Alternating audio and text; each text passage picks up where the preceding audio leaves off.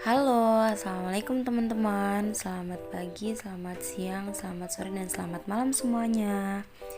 Semoga semuanya selalu dalam keadaan sehat ya.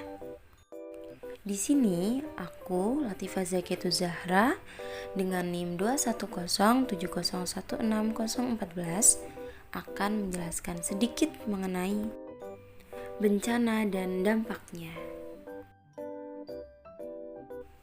Nah, apa sih itu bencana? Mungkin teman-teman gak asing lagi ya dengan kata bencana. Menurut BNPB atau Badan Nasional Penanggulangan Bencana, bencana adalah suatu rangkaian peristiwa yang dapat mengancam atau mengganggu kehidupan masyarakat yang disebabkan oleh faktor alam dan atau non-alam sehingga menimbulkan banyak kerugian seperti kerusakan lingkungan, kerugian harta benda, dampak psikologis, bahkan korban jiwa. Lalu, benar nggak sih Indonesia itu rentan bencana? Menurut Sudipiakto, Indonesia adalah salah satu negeri rentan bencana, baik dari aspek geologis, klimatologis, maupun sosial demografis.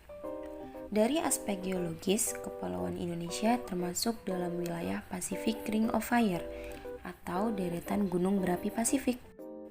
Kemudian, apa sih dampak dari adanya bencana? Dampak dari adanya bencana tidak hanya menimpa fisik saja, tetapi kondisi psikologis para penyintas bencana juga harus mendapatkan perhatian penting dalam penanggulangan bencana. Lalu, apa aja sih dampak dari psikologis tersebut? Yang pertama ada distres atau trauma, kecemasan, depresi, rasa sedih dan bersalah, dan lain sebagainya.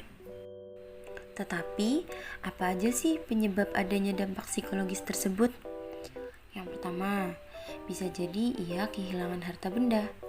Yang kedua, ia merasa tidak aman, kehilangan sanak saudara, kehilangan makna kehidupan, dan dilingkupi perasaan ketidakpastian masa depan.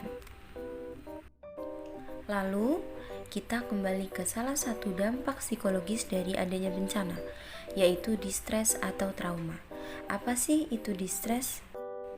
Distres merupakan kondisi gangguan emosional yang biasanya ditandai dengan adanya reaksi emosi negatif seperti kecemasan, marah, depresi, gelisah, dan sebagainya.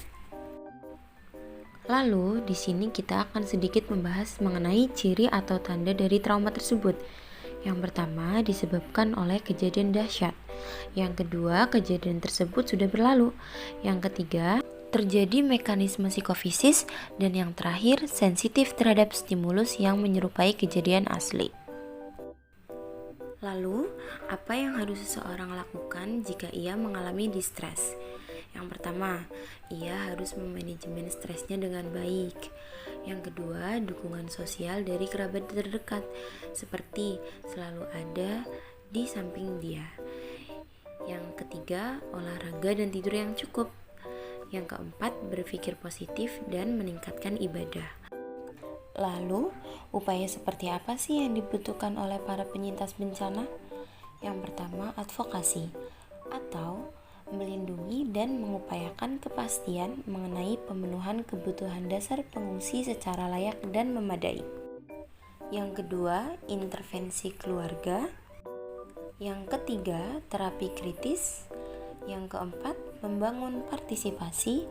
Dan yang terakhir, mediasi atau fasilitasi relokasi dengan penyuluhan terhadap masyarakat di daerah tujuan yang baru agar dapat menerima kehadiran para pengungsi yang direlokasi ke daerah mereka. Sekian video dari saya, mohon maaf atas segala kesalahan. Wassalamualaikum warahmatullahi wabarakatuh. See you.